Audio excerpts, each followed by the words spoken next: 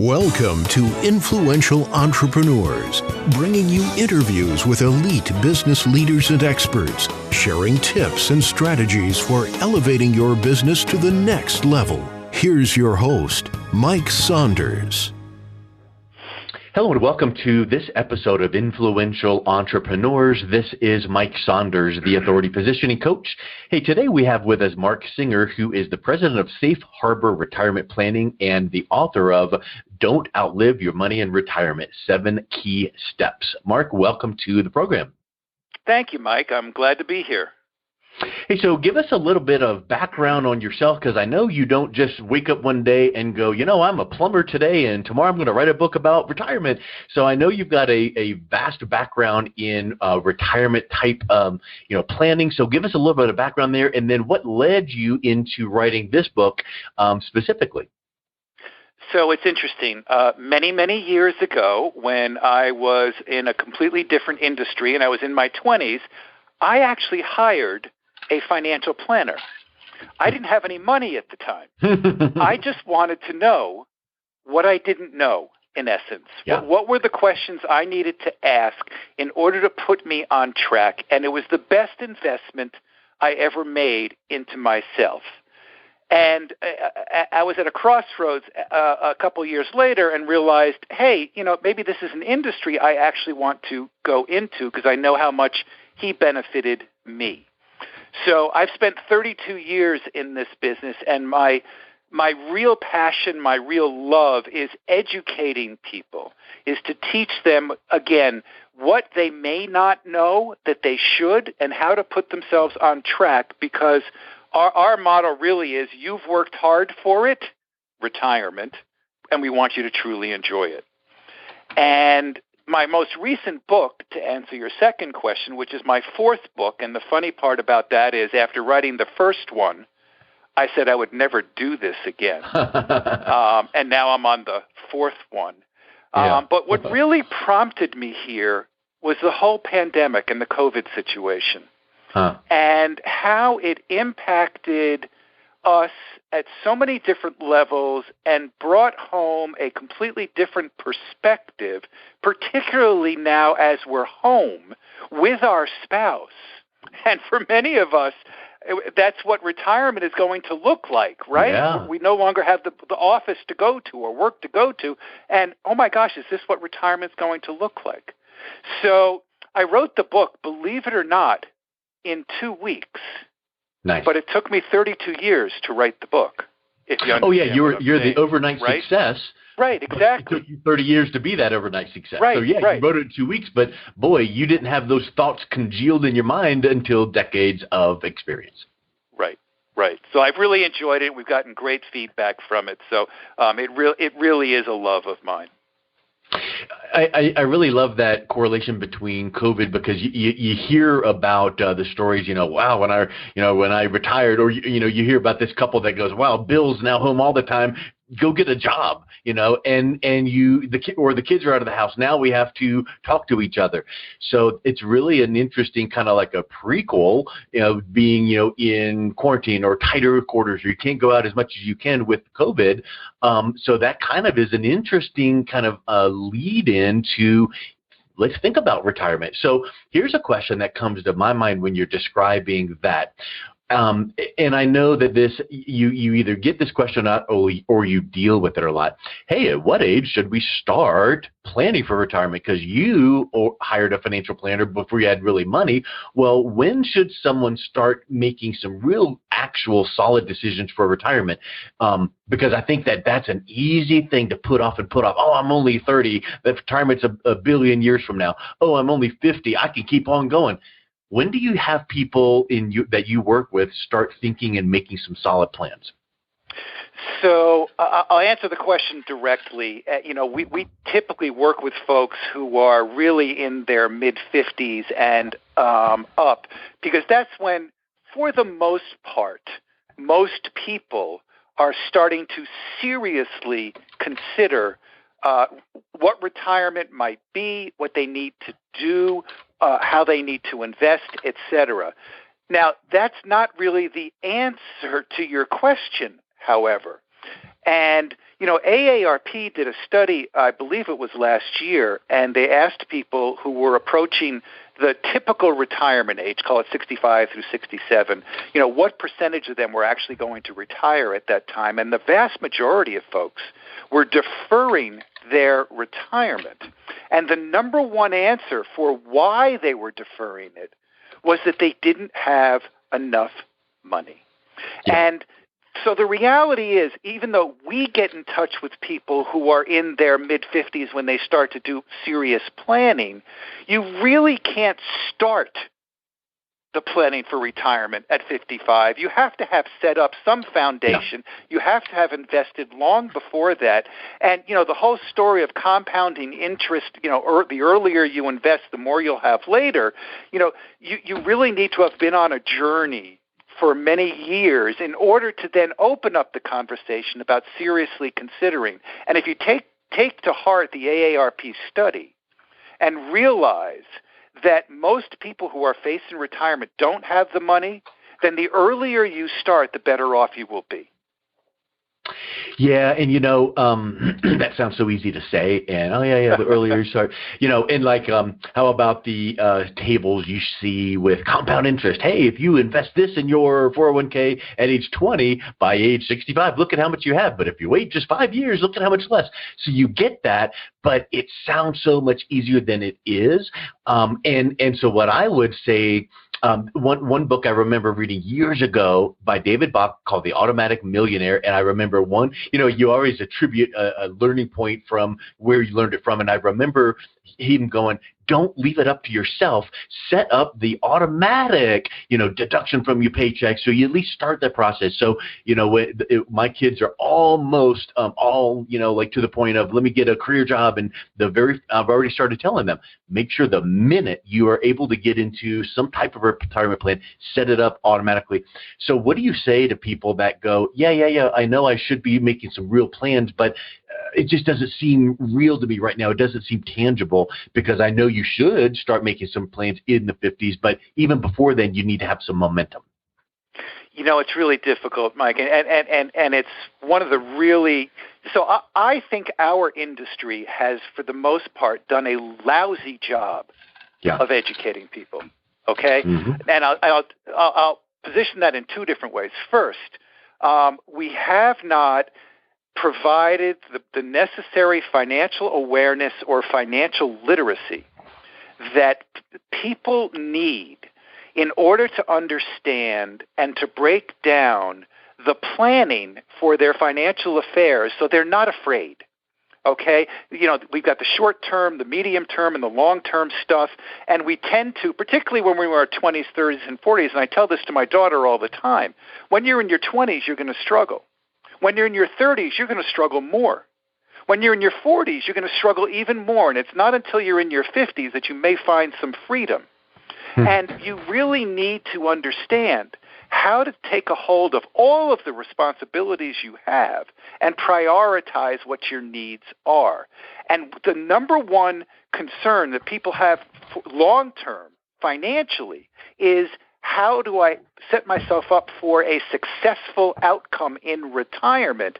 But if we can't show them how to overcome the number one short-term need, which is managing their cash flow, then if we can't help them free up the cash flow to make those automatic deductions into their 401ks or their IRAs, then they're not going to set themselves up for a successful retirement. And I'll even interject one step to take it one step further, which is cash flow is wonderful. But if you are not disciplined with the right decisions to use your money, your cash flow with, because here's what I will tell you. I spent over a decade in the mortgage banking industry, and I can't tell you how many times I would have a couple in their 60s coming in with a first mortgage, a second mortgage, a car loan, $25,000, $35,000, $40,000 on credit card debt, and I'm going, you should be winding down with no debt, and you've got all of this. So that couple that I just described there, they may have wonderful cash flow, but they've got debt and they don't have anything going into liquidity. So I think that there's like the analogy of the bucket. You might have cash flow money going into the bucket, but you got some holes where it's flowing right back out. Yes. Yeah. And again, it all begs the whole question of planning, right? And so one of the questions that people, as they go to transition into retirement, ask, and the number one issue that people have when they do retire is, will I outlive my money? Because we're living longer, which begs the question, am I taking the right amount of risk with my portfolio? And one of the questions I pose in the book is, do you think it's riskier to take on too much risk or too little risk with your money? And we don't often think of it in that way. And again, I think our industry's done a lousy job of educating, because what happens when you go into retirement, the amount of risk you take has to be in accord with how much cash flow you need. And the way you manage your money while you're working, which is what we call in the industry the accumulation stage, where we're looking to grow enough money to have a nest egg to retire, it's okay to take on more risk because you have a lot of time to overcome the errors that you may make in your investing. But when you go to retire, you go into the distribution phase where we're looking to get our income. And there is where the whole change in planning comes about. Because if your listeners are dealing with a financial planner right now and they're not retired, probably the number one conversation is, how did I do with my money last year? Did I do better or worse than the benchmark, the S&P, the Dow, or whatever? But when you go into retirement, believe it or not, the whole conversation about money management drops from being the most important conversation and the only conversation to being like number 4, 5, or 6, because the planning first will help you to identify what cash flow you need in retirement, and then from that need, you will back into how much risk do I need to take in order to generate the income that I need. We call that the personalized investment benchmark. You're no longer looking to outperform the S&P or the Dow or whatever. You're looking to get the return that you need in order to generate the income you desire to pursue your retirement goals. And it's a very different process. So the question of whether you're taking on too much or too little risk gets thrown out the door. You need to take the right amount of risk for your needs. Yeah, and guess what else? Risk is not a dirty word. Calculated risk is what you need to be thinking about, which is what you're describing, right? You need to take that calculated risk, because if you don't want risk at all whatsoever, then go to the bank and open up a lockbox and start stuffing cash in there. Then there's no risk at all. Well, guess what? Maybe there is risk. The bank might burn down. Who knows?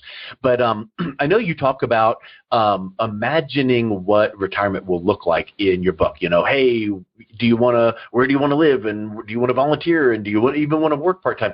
And I think that ties in so well with what Stephen Covey taught, begin with the end in mind. So if you know that here's what your retirement should look like, what your dream retirement, well, I want to wake up without an alarm clock. I want to this, that, and the other. Well, then what's the step right before that? And then what's the step before that one? So talk a little bit about that, imagining and visioning what retirement would look like for you in a perfect world, and then how you can help back step that into making it a reality. So that's really at the essence of, if you will, the 32 years of conversations I've had with my clients.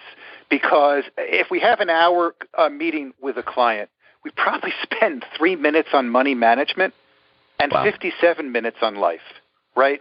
Yeah. What do you need to do, particularly if you haven't retired yet? And the most important thing that you must do at least a couple of years before retirement is visualize what it is you're going to do. My best friend just sold his practice out in Scottsdale. And it took him 3 years to transition out. And now that he's retired, he calls me up every day and says, all right, it's 10 o'clock, just had breakfast. Do you have any suggestions for what I'm going to do the rest of the day?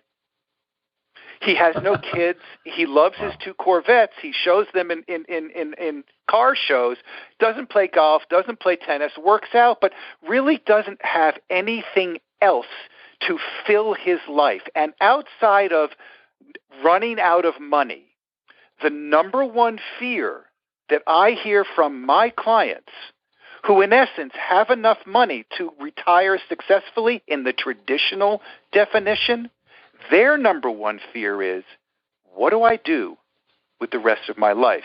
Now, we talked earlier about, this whole COVID situation and being home, and then one of the funniest stories I have is I was interviewing a client of mine, a couple for the book, and they were both about to retire. They're actually in their 70s. They're municipal employees, and they're both about to retire the same year. And I said to him, so what keeps you up at night?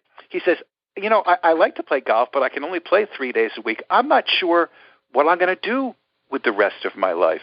And I turned to her and I said, so what keeps you up at night? She says, I'm not sure what I'm going to do with him here in the house. So you really need to, and I believe when we say you worked hard for it, we really want you to enjoy it. Once you set in place the financial planning, that's one thing. Okay, the numbers are just part of the conversation. Can I pursue my financial goals? But what's so much more about rewarding with regards to your retirement is everything else and all the things that fill in the blanks. Why am I getting up in the morning? Where am I going? Where am I getting my rewards? Am I traveling? Am I taking care of the grandkids? Am I volunteering? Am I going back to work because I want to or because I need to? There's so many different things and hobbies and passions that you need to understand and have a conversation with your partner before you retire so you can understand what the boundaries are, what the roles are, how you're going to fill your life, and truly, truly, truly get the joy of the journey of retirement once you've entered into that stage. I think that's just such a perfect point to consider because I think many people in their mind, they look at retirement as this dot on the timeline. Okay, if I can only get to here and then I'm retired, yay. And in reality, the old let me retire and go fishing or play golf or do these normal, that's going to be fun for about a week and a half for many people. Now, I will say I've got an aunt and an uncle, 2 aunts and uncles that the uncles, they worked in like the unions and asbestos removal and construction. And they just, when they retired, they went to Florida and they sit. And they play golf and they sit. And they're happy with that, and that's wonderful. Me, if I'm on vacation for more than a week, I'm getting antsy, and I'm like, I got to work on a project.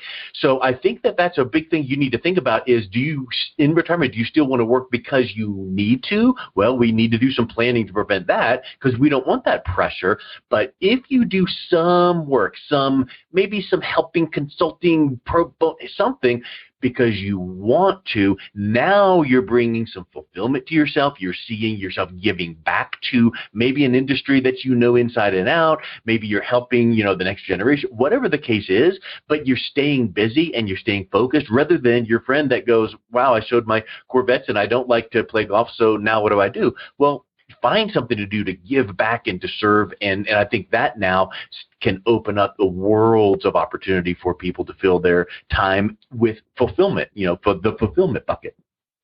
So let me share with you the foreword of my first book.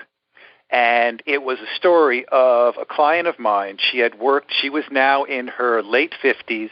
She had gotten to the point where she could now maximize her pension from the insurance company she had worked with for almost 40 years. So you do the math. Wow.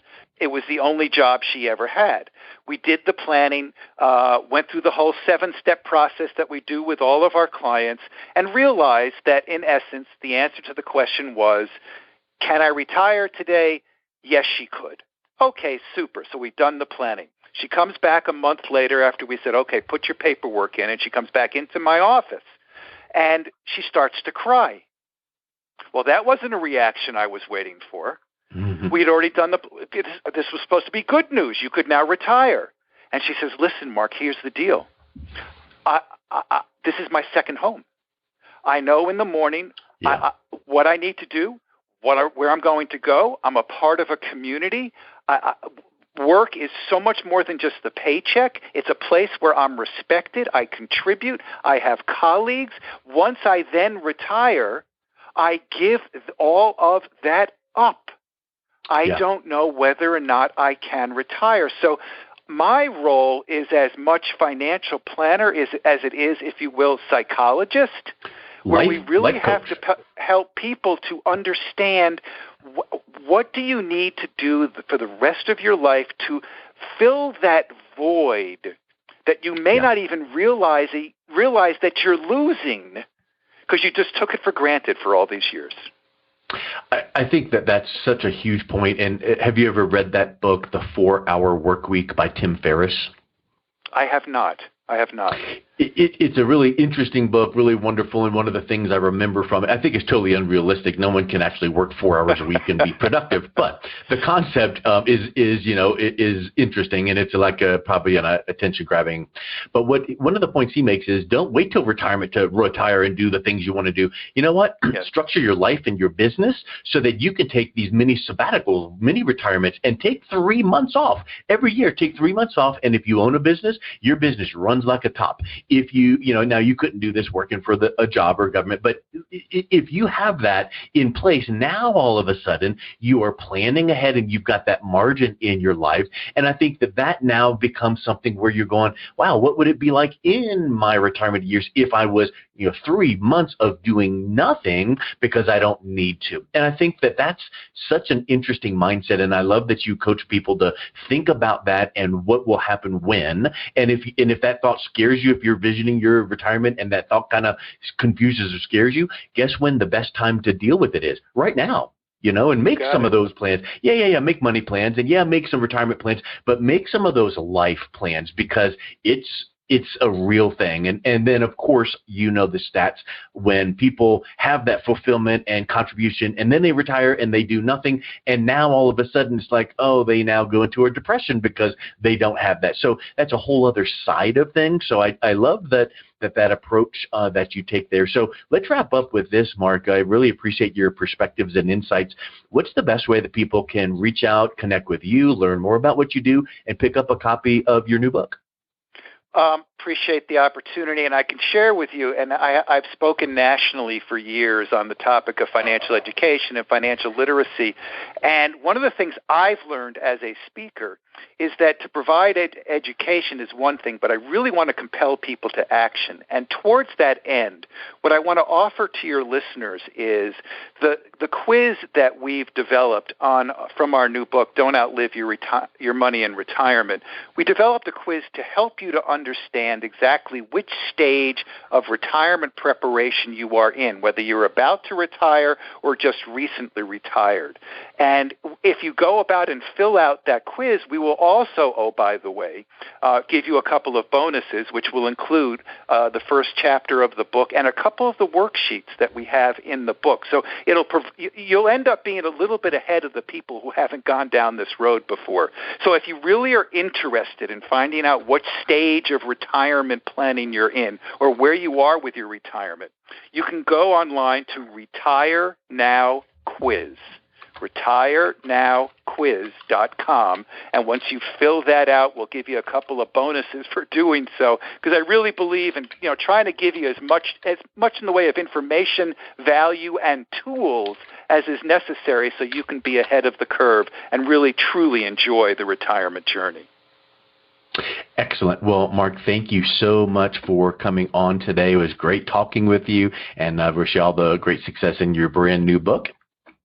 Mike, I really appreciate it, and I hope that your listeners came away with at least one nugget out of this. Yes, excellent. Thank you so much. You've been listening to Influential Entrepreneurs with Mike Saunders. To learn more about the resources mentioned on today's show or listen to past episodes, visit www.influentialentrepreneursradio.com.